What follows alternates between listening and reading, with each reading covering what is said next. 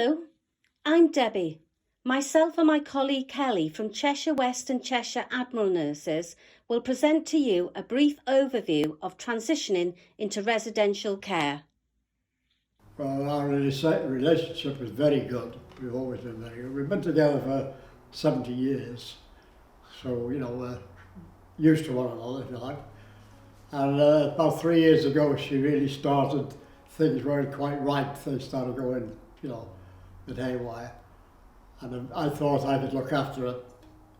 Anyway, my daughters talked me into putting it into a care home, which I did. After about 3 weeks, I said to the daughters, it's only a respite this, I want her back out again. They argued against it, but I still brought her out. About 3 or 4 weeks after that, things got worse. So I ended up, I couldn't lift her off the bed one morning, so that was it. I had to ring the ambulance for her to go to the nursing home. That's it. There are currently around 850,000 people with dementia in the UK, and this is expected to increase to 1.6 million by 2040. Putting that into perspective, 1 in 6 people over the age of 80 will live with dementia. A high proportion of these people are living in the community with informal carers. It is estimated that 70% of people in care homes have dementia or a severe memory problem. Therefore, it is reasonable to assume that these people have transitioned from the community into full-time care. There are many reasons why a person living with dementia will transition into residential care from the community. Some of the potential reasons are cited here on this slide, and I'm sure that you can think of several more reasons. As you can see, the reasons are varied and come with high emotion and responses. Transitioning into full-time care for many people is bewildering and anxiety-provoking. For the supporting carer, this can often be an added burden of responsibility. As professionals who deal with the transitioning process day to day, we sometimes forget to support the carer's concerns and anxieties on a personal level. The Admiral nurse can help them navigate through the process while simultaneously sharing information, giving emotional support, and thus reducing carer's stress.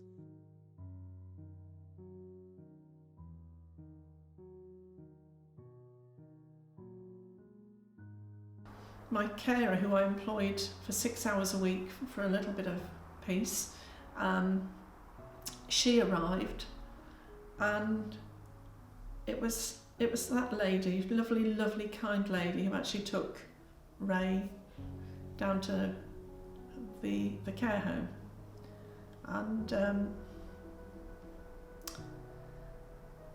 that's a day I never forget. So on the one hand, I knew it was a crisis, but for me it was an immense feeling that my care wasn't good enough. And it took me a long time to park that one. Yeah, we all did feel guilty that we'd put her in because we thought we'd really let her down and we'd failed for what we were doing of looking after her. But it did take time for us to start getting over that, and it was still like if we heard a noise in the night, we'd all wake up thinking that it was her, and our minds were still active with thinking that we still had her. So what is the role of the Admiral nurse? Admiral nurses provide specialist dementia support for families in need.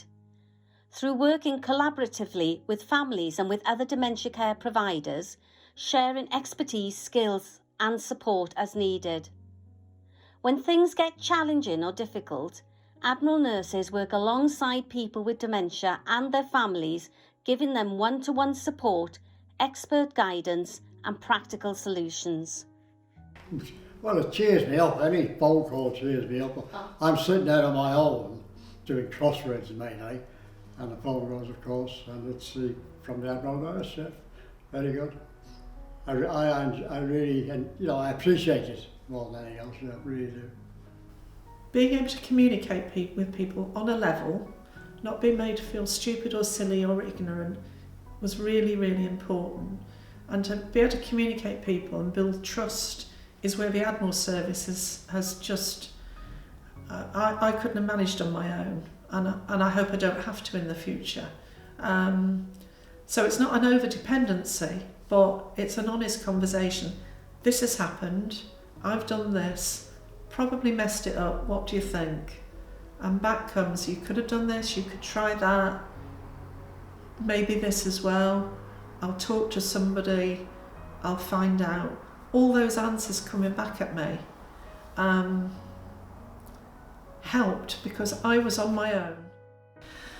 Well, when things were really, really bad, I seen Age Concern and they put me in touch with the Admiral nurse, and without them, we wouldn't have got the support we had. They talked us through everything, made everything seem normal, and then led us in the right direction to everything that we needed to know and helped us with my nan. Why support carers, you might ask? Well, legislation indicates distinct areas relating to supporting people before and during transitioning into full-time care. The themes identified are person-centred, family support, and respect and dignity. It is important to individualise interactions specific to the individual's needs at that particular time. So it's not what we want to do or say, but what do they want? What do they know? What do they want to know? What is helpful, etc. It is also important that it is delivered in a way that is appropriate to their level of understanding. Involving the family and the person living with dementia in decisions through supported discussion is important, because the family most often are the people that know the person living with dementia the best and can advocate on their behalf when needed. Considering their wishes, experience and view can help to gain a better understanding to better support the person living with dementia, making the placement more likely to be successful. And upholding respect and dignity, which is to be expected in any civilised society. Though it is important to be reminded that this is in fact a requirement of legislation. Sometimes it can be easy to get caught up in the process and forget that we are dealing with people who have emotions and feelings heightened by their situation which they are in. Further to legislation, current research underpins the importance of ensuring that interactions are person-centred while supporting the family and the person living with dementia, so that is similar to the legislation. The research also indicates the importance of sharing information, skills with the person living with dementia, carer professionals, working cooperatively, ensuring good communication, and where needed, educating people. However, balancing the needs of the person living with dementia and the family whilst adhering legislation and research can be difficult. So, to aid decision making, asking certain questions can help. So in the relation to the person living with dementia going into residential care, these questions can help in the decision making. Question 1. What is happening? Has the person living with dementia's presentation changed and unlikely to improve? The Admiral nurse can support the carer in conjunction with other professionals, for example, the doctor, social worker, CPN, consultant, physiotherapy, OT, etc., to assess this situation. Question 2. What is the desired outcome? So, in transitioning into care, we need to recognise the wishes of the person living with dementia and the carer and put into place a package of care that supports their individual needs in keeping with legislation, policies and evidence-based research, thus reducing family stress through knowledge and inclusion. Question 3. What are the options? Identify through supported discussion options which may be to live at home with a package of care, or transfer into full-time care, or a blended option of these together? Question 4. What are the values? So we need to seek information through sensitive discussion. What is important? Has the person living with dementia expressed to the family their preferred place of care if they could no longer care for themselves? What is the carer's views, preferences on residential care? What are the suggested outcomes by the professionals involved? Thus, what is the preferred action taking all views into consideration? What is the best interest decision, least restrictive, least conflict and distressing? The decision can be made taking into account all of these things whilst underpinning the decision using the NMC Code of Practice, the Mental Capacity Act, local and national policies, clinical judgment, and the values of the person living with the dementia alongside their family. Incontinence and Dementia, a presentation by the Admiral nurses from Age UK Wirral. Incontinence part of it really was the most difficult. It was sort of every day. She wouldn't even mention the toilet, and before I knew it, I had it all to clean up, and then put clean clothes on and all that, what goes with it, all that sort of thing. So, yep, that was the worst thing, really. Demographics of incontinence. The NHS estimates that between 3 and 6 million people in the UK experience incontinence issues. The NHS defines incontinence as the unintentional passing of urine or faeces. People with a dementia diagnosis have up to 3 times the rate of diagnosis of urinary incontinence and more than 4 times the rate of fecal incontinence. Urinary incontinence is commonly seen as an inevitable part of ageing and something to be managed independently. Often shame and embarrassment combined with a generational attitude towards disclosure about personal matters often prevents people from seeking advice, even when they have regular contact with primary healthcare professionals. In a study, Drennan and Iliffe found that most carers tried to protect the person's dignity by not seeking health professionals' help, often up until a point of crisis. Diagnosis of incontinence is higher amongst adults aged 60 to 89 with dementia than among people of the same age and sex distribution without dementia. Reported prevalence of urinary incontinence range from 1.1% in the general community population to 38% in those receiving home care services. Different types of incontinence. Stress urinary incontinence. This causes urine to leak when a person exerts themselves. It can happen when you cough, sneeze or laugh. It is the most common type of incontinence in women and it's rare amongst men. Urge urinary incontinence. This describes problems associated with a sudden and strong urge to urinate. This can be caused by various factors such as an enlarged prostate, a urinary tract infection or by drinking too much fluid. Mixed urinary incontinence. This is a combination of both stress urinary incontinence and urge urinary incontinence, meaning that you can have leaks connected with urgency and when exerting yourself as described above. Overflow urinary incontinence. This occurs when the bladder cannot completely empty. The most common cause for this is obstruction of the urethra due to an enlarged prostate, for example, or a bladder muscle that cannot contract properly, sometimes caused by diabetes neuropathy. Neurological bladder disorder. This describes damage to the brain, spinal cord or nerves leading to incontinence caused by trauma, stroke, multiple sclerosis or Parkinson's disease. Post-micturition dribble. Post-micturition dribble is the involuntary loss of urine shortly after a toilet visit. The person affected has often left the toilet when this happens. It occurs due to urine remaining in the urethra. The problem is more common amongst men and can sometimes be avoided by pressing forward on the perineum to evacuate the remaining urine.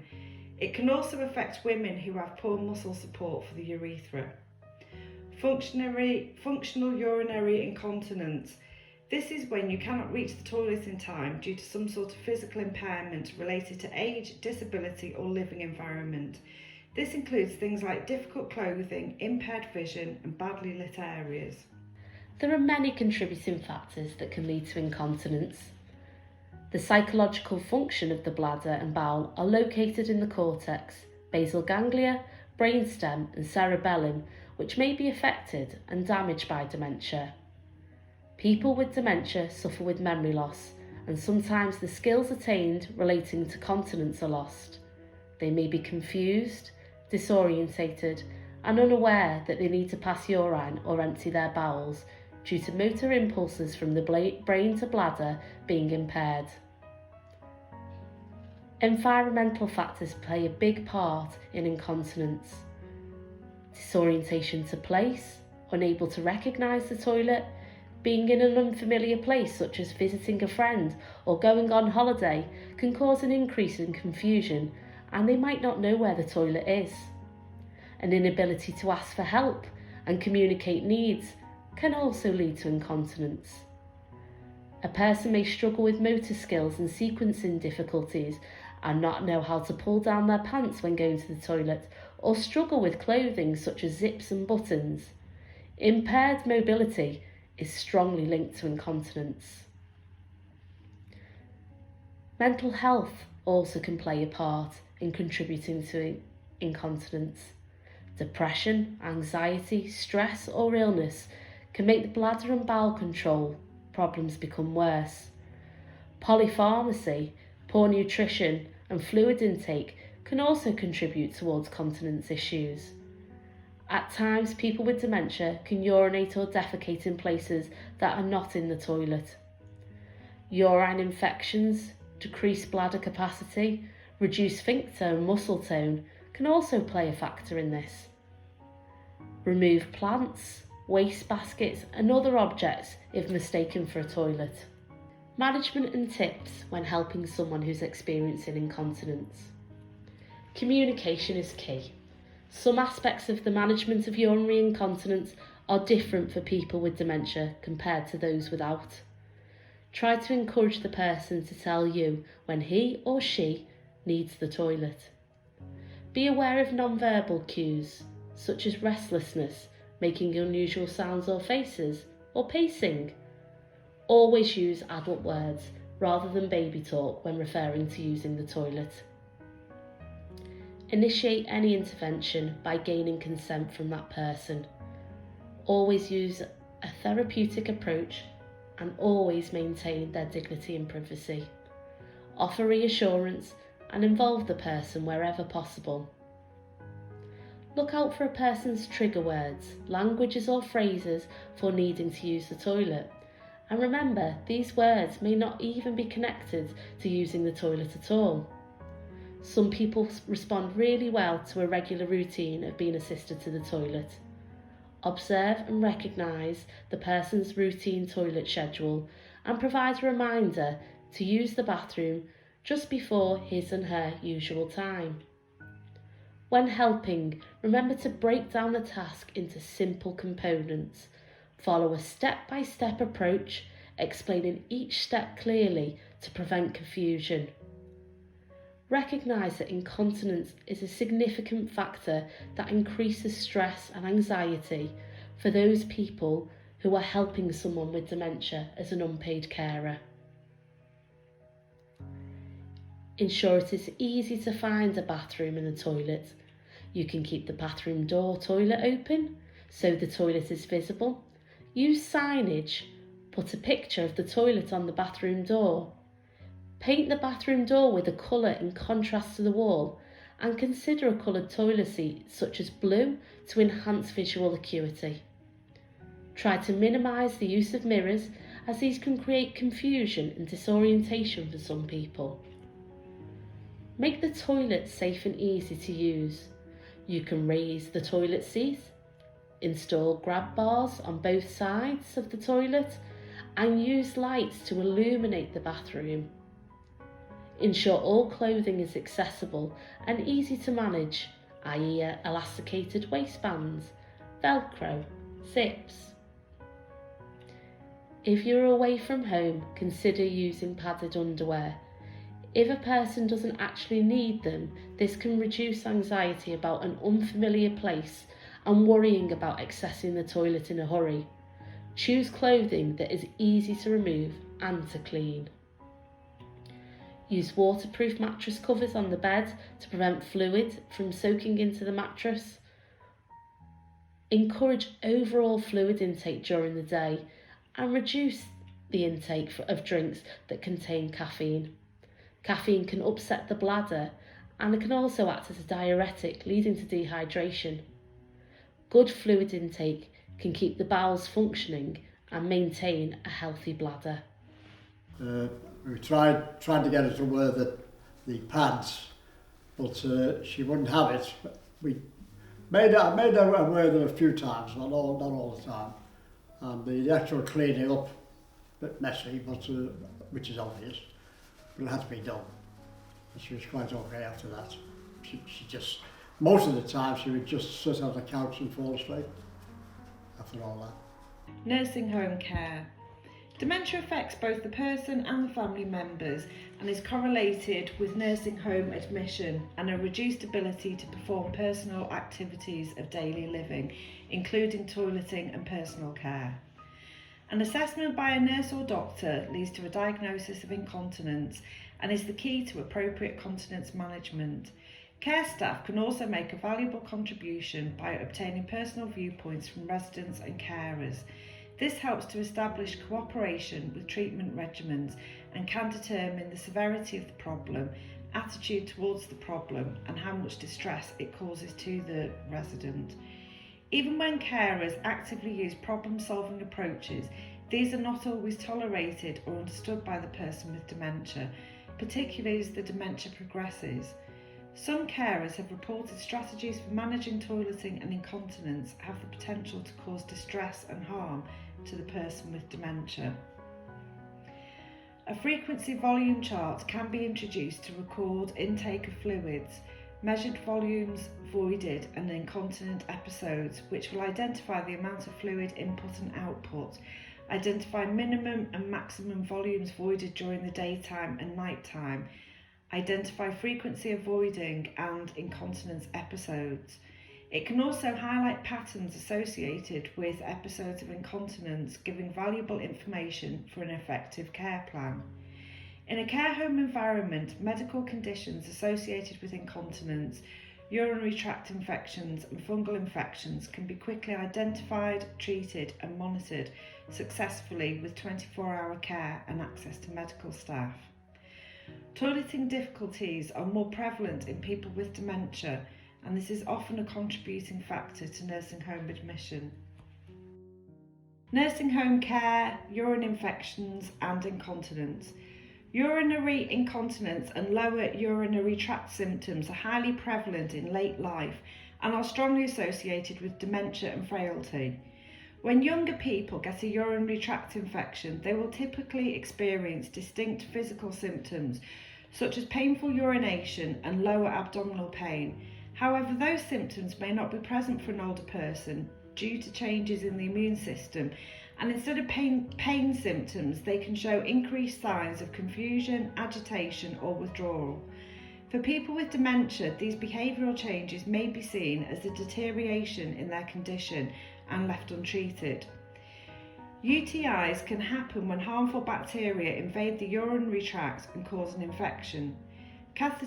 Catheter-acquired urinary infection is the most common device-associated healthcare-acquired infection. Long-term indwelling catheters are associated with more frequent UTIs than short-term catheters. Urinary tract infections may pose a greater threat for people suffering from dementia, as UTIs have been linked with delirium, causing sudden distressing changes in behaviour. Treatment options are limited by multiple comorbidities, cognitive issues, medication side effects, and limited efficiency. Often a medication review is required to establish the efficiency of current prescribed medication, especially diuretics, which increase the amount of urine produced. Sedatives and sleeping tablets can reduce awareness of the need to pass urine and increase confusion. Anticholinergic drugs are usually the drug of choice for urinary incontinence. However, these medications can also lead to poor bladder emptying and urinary retention, and caution is needed as anticholinergic treatment and subsequent burden can result in increased confusion. As that medication kicked in, sort of almost immediately, he had horrific trouble with his bowels. Now, we moved very quickly to him being able to manage the toilet himself, to me clearing up mess lots of times a day. The following presentation focuses on the eating and drinking difficulties a person living with dementia might experience when living in a care home. Presented by Katrina and Gaynor, Care Home Admiral nurses. Diet can be defined as what we habitually eat and drink and is best conceived as a lifestyle choice. However, nutrition encompasses the process of ingesting and digesting foods and then absorbing and metabolizing their nutrients. Adequate nutrition is essential for healthy living. When a person is deemed malnourished, it is said they have taken insufficient calories, protein or other nutrients needed for tissue maintenance and repair. Prevalence of malnutrition in care homes. Different studies have suggested that this can vary from 30 to 41% of residents. However, the studies do not differentiate between general nursing home populations and those living in care homes with dementia. Many people who provide care to those living with dementia in care homes would argue that the figure for this population is actually much higher when compared to the general population. Weight loss occurs in part as a result of the ageing process, but underlying diseases often contribute, of which dementia, along with cancer and cardiovascular disease, are well recognised causes. Whilst inadequate diet is a factor, along with altered digestion, absorption and metabolism from food, there are other mechanisms at play which are believed to contribute to the risk of weight loss for people living with dementia. Emerging evidence is suggesting that dementia-related brain atrophy may impact on brain regions implicated in appetite control and energy balance, with scans showing marked reduction in activity in these areas of the brain. Many of the residents who live with dementia and reside in our nursing homes are at the advanced stages of the disease. Feeding and eating problems are much more common. Swallow is slow and poorly coordinated, and food avoidance can occur. Also, as people age, the thirst stimulus becomes blunted, leading to a reduction of primary fluid intake. Whilst physiological changes contribute to a reduction in both diet and fluid intake, changes in cognition associated with brain damage are also contributory factors. As we have only a short time to speak, we have chosen to look at how the changes of the brain affect understanding and vision, and will suggest ideas that may help with supporting nutrition and fluid intake for people who live with dementia. Information from the eyes travel along the neural pathways to the brain, which then processes and analyses it alongside other information held from thoughts and memories and makes sense of what is being perceived. However, when a person lives with dementia, the processes that manage perception can be interrupted or slowed, affecting their understanding of the world around them. So whilst the eyes remain healthy, damage to parts of the brain contribute to the person misperceiving or misidentifying items. Hallucinations can also occur. Additionally, people living with dementia can experience deficits in the visual field and with colour vision. The frontal lobe is involved with voluntary movement, reasoning, impulse control, language and speech. Decision making and planning are also controlled by this part of the brain. Additionally, the frontal lobe houses the motor cortex, which is critical for initiating motor movements as well as coordinating them. The parietal lobe is particularly important in integrating information from the body's senses to help build a picture of the environment. It allows the individual to process what and where things are and is involved in the coordination of movement. The occipital lobe receives sensory information from the retinas of the eye, which is then encoded into different visual data such as colour, object recognition and spatial awareness, and then transmits this information to the temporal lobes, which gives meaning to visual information. The clip aims to demonstrate the changes in visual fields some people with dementia experience. People living with dementia can have a reduced visual field, and research has suggested this could be as narrow as 30 centimetres, so it would be like walking round with a pair of binoculars attached to the face. How can we help people with this? We can help by observing the resident and when needed turn the plate so they get all the food that's there, or alternatively you could use a plate with a raised lip or a plate guard so it enables them to know where the edges of the plate are. The clip demonstrates how colour vision can fade for people living with dementia, which can make it difficult for them to identify there is food on the plate, especially when you have a white plate with light coloured foods on it. Additionally, because of colour deficits, it can be hard for the person to see plates and cups on the table if the colour of both is light. Using contrasting plate colours, bright coloured plates and cups can help the person living with dementia see the food that is on their plate. And when on the table, they can see that the cups and plates are there. An NHS trust trialled this following research by the Dementia Centre at the University of Stirling and found that average weight gain of each person was over 1 kilogram in a week. This clip demonstrates agnosia. Damage within both the occipital lobe and the temporal lobe can mean that the person living with dementia can lose knowledge or comprehension of the meaning of an object. This is called agnosia. And if we think about the previous clip, who would want to eat a pink pig? How can we help people with this? We can ensure the environment is well lit, as this can help individuals to make better sense of what they are seeing, or sit with the person when they are eating and describe to them what is on the plate. It can also be helpful for a member of staff to sit alongside and eat with them too. As we discussed previously, people who live with dementia can struggle to recognise items and know the purpose of them. This was demonstrated in the clip when we saw the cup became a gravy boat. This can not only affect the taste and the enjoyment of a meal, but can contribute to dehydration. How can we help with this? It is often helpful to remove items that are not needed, as this can distract the resident. So if we see a drink being poured over a meal and the resident is more interested in doing this rather than eating their dinner, it can be a good idea only to have the meal on the table and save the drink for after the meal. Or give a small drink first to help moisten the membranes of the mouth in preparation to eat, and then take the cup away until the meal has been eaten. Spatial awareness.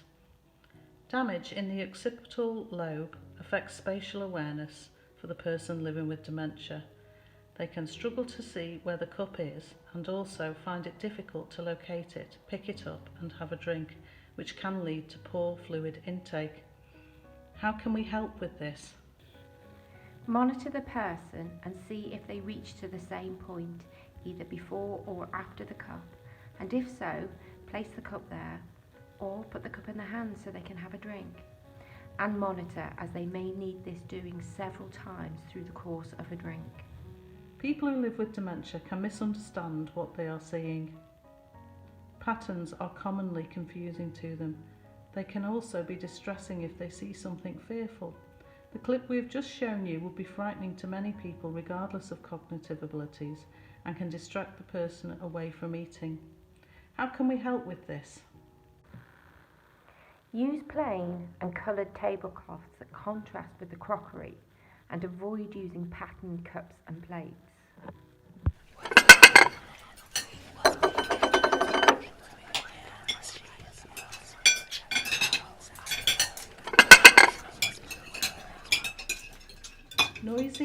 Noisy environments can lead to distress reactions. Many people living with dementia are sensitive to noise and struggle with multiple sensory inputs, leading to anxiety and distress, which is not conducive to dining. How can we help with this? It is really important to set the scene for meal times, and familiar and social environment can help a person with dementia feel more comfortable eating. As we have just discussed above, they struggle with multiple sensory inputs, and this can affect their ability to eat. So turn off televisions and play soft music. Avoid unnecessary chatter and bashing and banging of plates, and don't rush them. Avoid putting their dessert on the table when they are eating their main course, because this will make them feel like they're being rushed.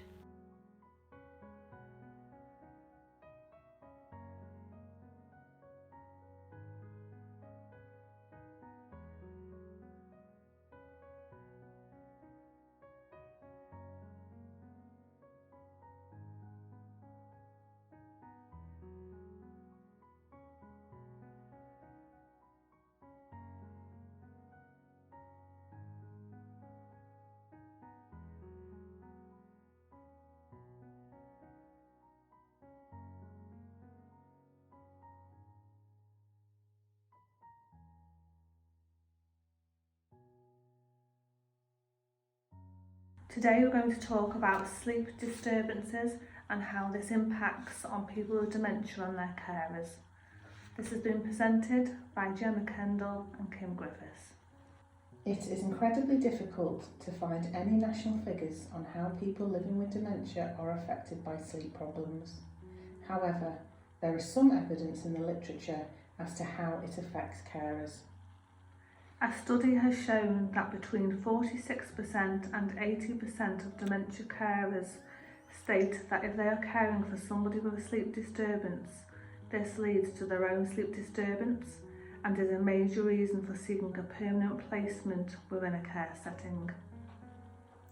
Some of the most common sleep-related behaviour problems recorded by caregivers were 40% sleeping more than usual, 31% awakening early, whereas 24% of being awakened at night was actually the most distressing problem for caregivers.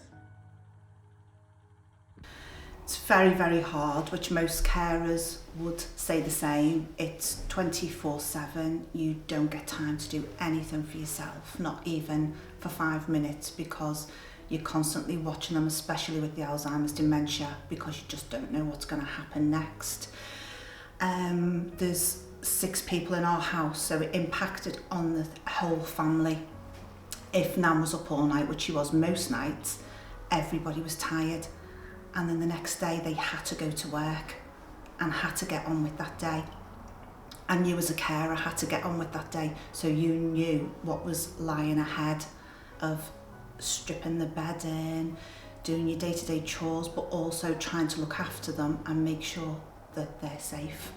We had my nan for 6 years, ever since my great-granddad passed away, and as the 6 years went on it progressively got worse, and it was 24/7. Every time you heard a noise through the night you were always on alert, and especially because I was in uni the next day, it was really tiring for the whole family. It was horrendous. Her sleep patterns were horrendous. It was 24/7. She just didn't stop. She's nearly 91 and she was just going 100 miles per hour. And then she'd have a blowout every 7 to 10 days where she'd sleep for 24 hours. So as a family unit, it was quite hard because we were all tired. None of us were getting any sleep. It was just, we had to sleep with our eyes open overnight because she'd be wanting to get outside, go downstairs, go into the loft. You just didn't know what was going to come next. Sleep disturbances have been shown to be present years before a diagnosis of dementia is made. All types of dementia can affect sleep, but specific types of dementia can have a worse effect on people. Lewy body dementia, Parkinson's disease dementia, and Alzheimer's are among the worst affected. Sleep disturbances are common due to physical changes within the brain and are more common for people who have dementia. Disturbances in sleep can be more difficult to manage as the disease progresses. It is thought by some researchers that the Alzheimer's hallmark protein amyloid may be behind the link between Alzheimer's disease and sleep-wake cycles. Increased amyloid in the brain is commonly seen in people with Alzheimer's, and studies have shown that raised amyloid levels may be associated with poor sleep quality. Sleep disturbances can contribute to significant risks.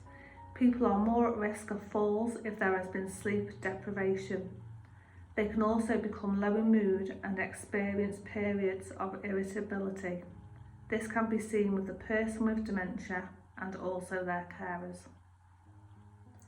Increased sleep can be a cause of concern and can impact on diet and fluid intake if meals are missed, which can in turn lead to infections, weight loss and issues with skin integrity. Disturbed sleep is a risk factor for the development of delirium. Sleep disturbances can also have an impact on a person's engagement with activities and their cognitive stimulation. Ensure where possible that the person has activities and things to do during the day. This can be on a one-to-one or part of a group. This will add structure to the day and can aid sleep. Make sure the room is a comfortable temperature with the right amount of light.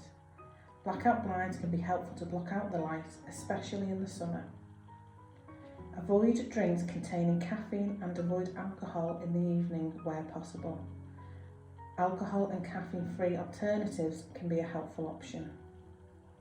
A clock placed next to the bed that shows if it is day or night can help to orientate the person. Ensure that the person is not in pain and that this pain has been assessed adequately and monitored. Leave a night light in the room and or the toilet, which can help guide them if they wake in the night. Motion sensor lights can be useful and can be placed on walls and floors to light as the person moves throughout the room. Ensure that you remove any trip hazards such as rugs or wires, and if wearing socks, ensure that they have grips on the sole. Initially, when we thought about putting her in a care home, we were unsure whether to do it or not, because we felt like we were going to let her down and let my great granddad down, because we always said that we were always going to look after her.